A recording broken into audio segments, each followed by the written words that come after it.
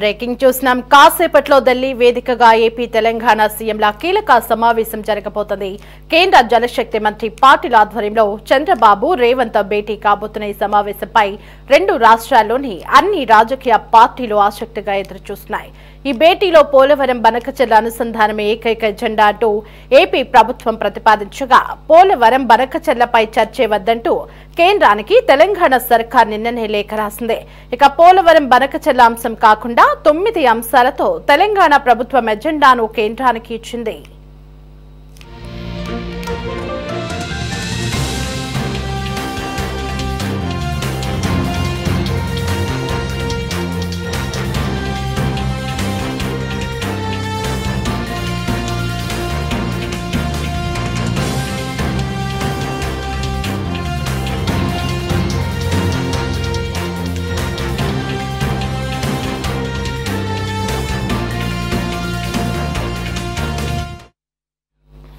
అయితే రెండు తెలుగు రాష్ట్రాలు ఇచ్చిన ప్రతిపాదనలతో మొత్తం 10 అంశాల ఎజెండాను సిద్ధం చేసిన కేంద్ర జలశక్తి శాఖ ఎజెండాలో మొదటి అంశంగా పోలవరం బనకచెర్ల అనుసంధానం అంశాన్ని చేర్చింది. మరి తెలంగాణ వ్యతిరేకిస్తున్న పోలవరం బనకచెర్ల అనుసంధానం అంశంపై తెలంగాణ సీఎం రేవంత్ రెడ్డి ఎలా స్పందిస్తారు? తెలంగాణ ప్రభుత్వం ప్రతిపాదించిన 9 అంశాలపై చర్చలు ఎలా సాగుతాయన్న ఉత్కంఠ నెలకొంది.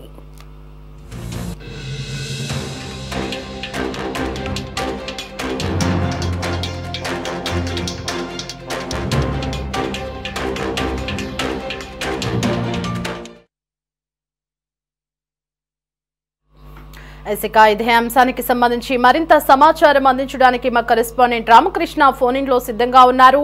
సార్ రామకృష్ణ, మరి కాసేపట్లో ఢిల్లీ వేదికగా బనకచెర్ల ప్రాజెక్టు అంశంపై ఇరు తెలుగు రాష్ట్రాల సీఎంలు కేంద్ర జలశక్తి మంత్రితో భేటీ కాబోతున్నట్లుగా తెలుస్తోంది. ఆ అప్డేట్స్ ఏంటి? దేవి, తెలుగు రాష్ట్రాల ముఖ్యమంత్రులు మరికొద్దిసేపట్లో భేటీ కాబోతా ఉన్నారు. ప్రధానంగా ఈ పోలవరం బనకచెర్ల అనుసంధానం ప్రాజెక్టు మీద ఇది ప్రధానమైనటువంటి ఎజెండాగా చర్చ జరగబోతున్నట్లు తెలుస్తోంది. ఢిల్లీలో ఉన్నటువంటి శ్రమశక్తి భవన్ వేదికగా ఈ ఇరు రాష్ట్రాల ముఖ్యమంత్రులు భేటీ కాబోతా ఉన్నారు. కేంద్ర జలశక్తి మంత్రి సిఆర్ పాటిల్ ఆధ్వర్యంలో ఈ భేటీ జరగబోతా ఉంది. కేంద్ర మంత్రికి సంబంధించి తెలంగాణ నీటిపారుదల శాఖ మంత్రి ఉత్తమ్ కుమార్ రెడ్డి ఇప్పటికే ఒక లేఖ కూడా రాయడం జరిగింది. 9 అంశాలను రాష్ట్రం తరఫున ఎజెండాలో ప్రతిపాదించే విధంగా స్వీకరించారు. అలాగే వీటిని క్రోడీకరించి ఆంధ్రప్రదేశ్ కు సంబంధించి ప్రధానంగా ఏకైక ఎజెండా పోలవరం బనకచెర్ల ప్రాజెక్టుకు సంబంధించినటువంటి ఎజెండా తోటి ఆంధ్రప్రదేశ్ ప్రతిపాదించింది. ఈ మొత్తం 10 ఎజెండాలతోటి ఈ కేంద్ర జలశక్తి సంఘం మంత్రి ఆధ్వర్యంలో ఇవాళ చర్చ జరగబోతా ఉంది. మరికొద్దిసేపట్లో ఈ సమావేశం ప్రారంభం కాబోతా ఉంది. ప్రస్తుత దశలో పోలవరం బనకచెర్ల మీద ఈ చర్చ జరగటం ఏమాత్రం కూడా సరైంది కాదని ఇప్పటికే తెలంగాణ ప్రభుత్వం వాదన లేవనెత్తింది. ఆ మేరకు ఆ రాష్ట్రానికి సంబంధించినటువంటి ప్రభుత్వ ప్రధాన కార్యదర్శి ఒక లేఖ కూడా రాయటం జరిగింది. అది ప్రస్తుతం చర్చనీయాంశంగా మారింది. ఇక పోలవరం బనకచెర్ల ప్రధాన ఎజెండాగా ఈ అంశాన్ని చర్చించాలంటూ కూడా ఆంధ్రప్రదేశ్ తమ ఎజెండాగా పేర్కొనడం జరిగింది.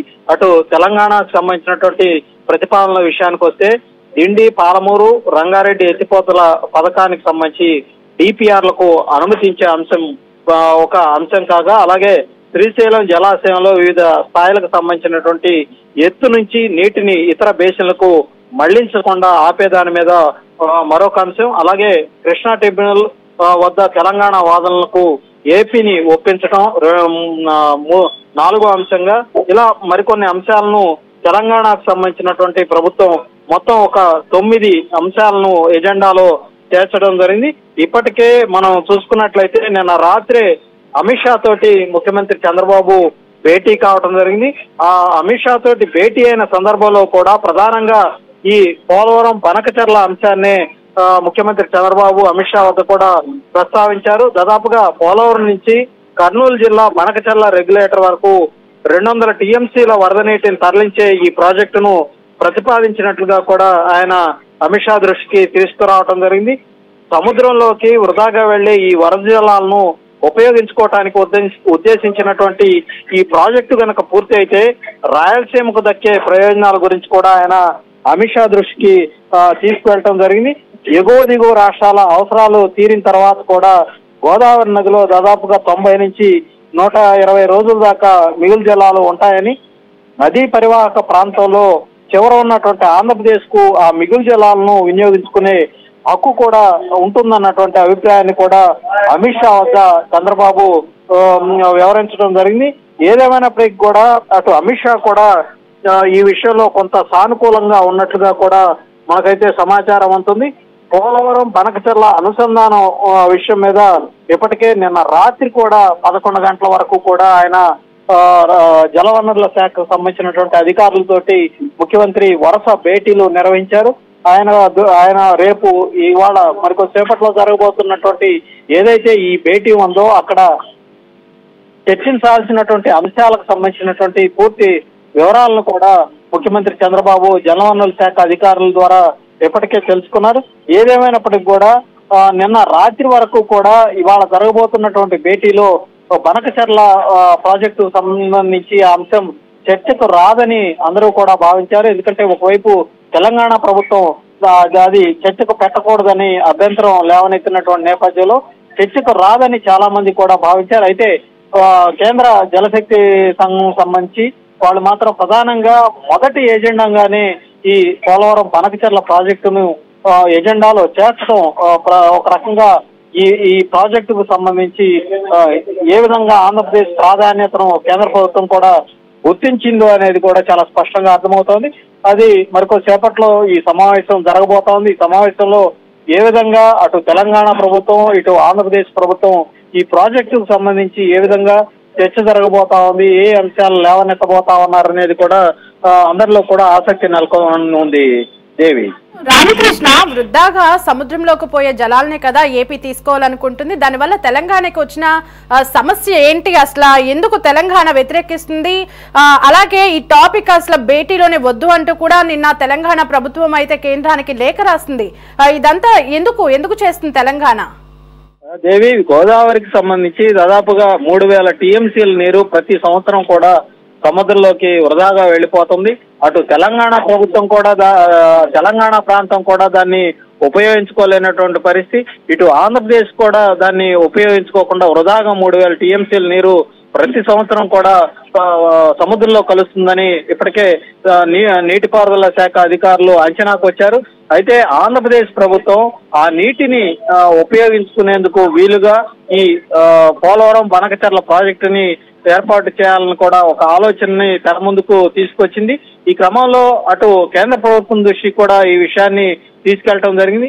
అయితే తెలంగాణ ప్రభుత్వం మాత్రం తమ అవసరాలు తీరిన తర్వాతనే అటు ఆంధ్రప్రదేశ్ దిగువకి నీరు ఉపయోగించుకోవాలన్నటువంటి ఆలోచనతోటి తెలంగాణ ప్రభుత్వం ఉంది. అక్కడ ఉన్నటువంటి ప్రతిపక్ష పార్టీలు కూడా ఈ పోలవరం బనకచెర్ల ప్రాజెక్టును తీవ్రంగా వ్యతిరేకిస్తూ వాళ్ళంతా కూడా ఇటీవల కాలంలో వ్యాఖ్యలు కూడా చేయటం జరిగింది. అయితే వాస్తవానికి మనం ఈ నెల రోజుల్లో చూసుకున్నట్లయితే పెద్ద ఎత్తున గోదావరికి వరదలు రావటం, ఆ వరదలు వచ్చిన నీరంతా కూడా సముద్రంలో కలవటం, ఇవంతా కూడా వృధాగా వెళుతున్నటువంటి పరిస్థితి. అయితే ఆంధ్రప్రదేశ్ ప్రభుత్వం వాళ్ళ వాదన ప్రకారం ఈ పోలవరం బనకచెర్ల ప్రాజెక్టు ద్వారా ఏదైతే వృధాగా సముద్రంలో కలుస్తున్నటువంటి నీటిని అటు రాయలసీమ ప్రాంతానికి తరలించే ప్రయత్నంలో భాగంగానే ఈ ప్రాజెక్టు చేపట్టాలని తప్పించి తెలంగాణ ప్రాంతానికి ఈ ప్రాజెక్టు వల్ల ఎలాంటి నష్టం ఉండదని కూడా వాళ్ళు చాలా స్పష్టంగా చెప్తా ఉన్నారు. దీని మీద విభిన్న వాదనలు కూడా వినిపిస్తా ఉన్నాయి. తెలంగాణ ఒక మొండి వాదనని తెర మీదకు తీసుకొచ్చింది. ఇందులో ఏమాత్రం కూడా అర్థం పర్థం లేదని కూడా చాలా మంది చెప్తున్నటువంటి మాట. వృధాగా పోతున్నటువంటి నీటిని ఒడిచిపట్టి ఆంధ్ర రాష్ట్రంలో ఉన్నటువంటి రైతాంగ ప్రయోజనాల కోసం వాళ్ళకి నీళ్లు ఇచ్చే విధంగా దాన్ని మలుచుకోవటంలో ఎలాంటి తప్పు లేదని కూడా చాలా మంది జనవరిలో సంబంధించినటువంటి నిపుణులు అభిప్రాయపడతా ఉన్నారు. అయితే తెలంగాణ మాత్రం తమకు నష్టం జరిగిపోతుందన్నటువంటి అభిప్రాయంతో ఉన్నారు. ఇప్పటికే చంద్రబాబు కూడా చాలా స్పష్టంగా చెప్పడం జరిగింది. కావాలంటే తెలంగాణ ప్రభుత్వం కూడా అక్కడ గోదావరి నది మీద మీకు చేతనైన ప్రాజెక్టులు కట్టుకొని ఆ నీటిని నిలుపుకొని వాడుకోవాలి, అక్కడి నుంచి తిరిగి వచ్చి ఏదైతే వృధాగా కిందకు వస్తుందో ఆ నీటినే మేము ఉపయోగించుకుంటామని కూడా చాలా స్పష్టంగా ముఖ్యమంత్రి చంద్రబాబు చెప్పినప్పటికీ కూడా తెలంగాణకు సంబంధించినటువంటి నేతలు ఒక మొండి వాదనను తెర మీదకు తీసుకొచ్చి ఈ ప్రాజెక్ట్ ను ఏదో విధంగా అడ్డుకోవాలి, రాజకీయాలు చేయాలన్నటువంటి ప్రధాన ఎజెండాతోనే ఈ అంశాన్ని తెర మీదకు తీసుకొచ్చారు. ఏదేమైనప్పటికీ కూడా ఇవాళ జరగబోతున్నటువంటి సమావేశంలో కీలకంగా ఈ అంశాల మీద చర్చించే అవకాశం అయితే కనిపిస్తా ఉంది. Devi. Right Ramakrishna, thanks for the updates.